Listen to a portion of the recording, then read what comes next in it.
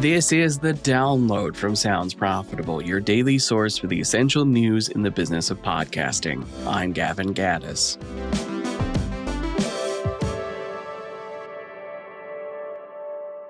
Here's what you need to know for today, Wednesday, May 7th. First up, podcast consumption shifts towards connected TVs. This is a Digidayl look into the growing connected TV presence in podcasting, following YouTube stats showing video podcasts are becoming more and more of a living room television mainstay.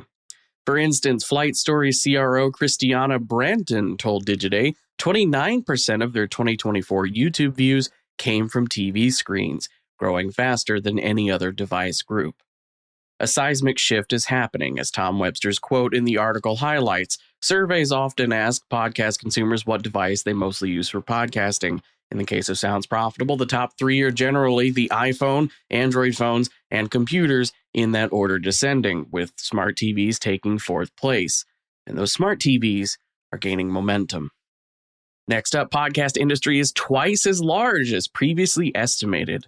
This is from Owl & Co., who have published a new report, The Global Podcast Economy, A Complete Picture, which estimates the global podcast economy in 2024 reached $7.3 billion USD in valuation.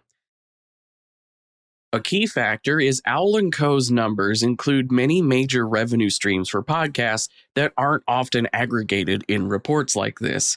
It has direct sold podcast ads, programmatic ads, but also Patreon, Apple Podcast Plus, Spotify payouts, YouTube Premium, they're all in the mix.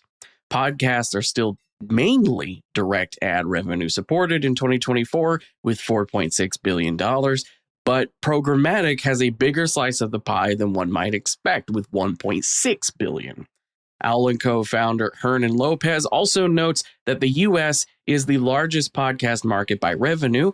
He presumes numbers from places like China, Australia, and the United Kingdom are underrepresented of the actual value going around, as those markets are missing foundational podcast by podcast, ad by ad data provided in the US by platforms like Magellan AI and Podscribe.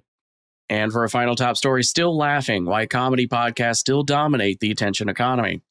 This is an op-ed from Adalicious CEO Andrew Goldsmith. Goldsmith gives a brief history of the comedy podcast genre, spotlighting how one of the first breakout hits in the UK podcasting scene was The Ricky Gervais Show in 2005, which would go on to launch 2 TV spin-offs in 2010, which, by my quick research and memory, are the first 2 podcast TV shows. Comedy podcasts remained one of the smartest choices for brands due to their multi-platform nature. Comedians, by trade, are multifaceted with audiences spread across social, live events, merch, books, and their podcasts. Stand-up comics are uniquely suited for bringing a dedicated audience and delivering a branded message in an engaging and entertaining way.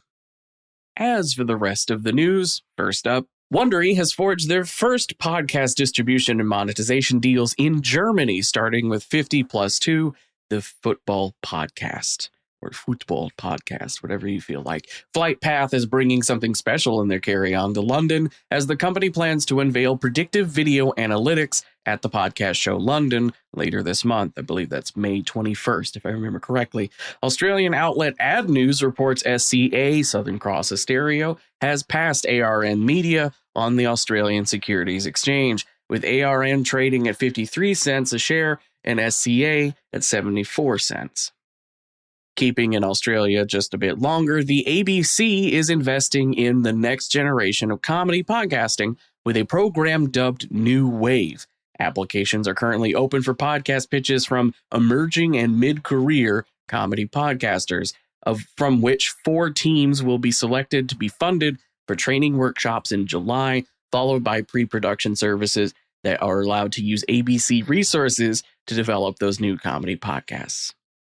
Bouncing to a different corner of the Commonwealth, Acast is partnering with UK producer Audio Always to launch the show Get a Grip, a podcast featuring TV and radio personalities Angela Scanlon and Vicky Pattinson, with Acast handling advertising and distribution.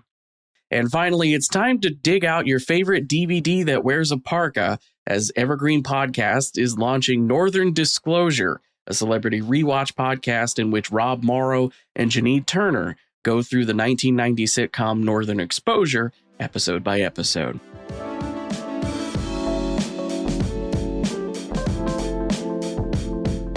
Be sure to check out the links to every article mentioned right in your podcast listening app or at soundsprofitable.com, where you can also subscribe to the newsletter version.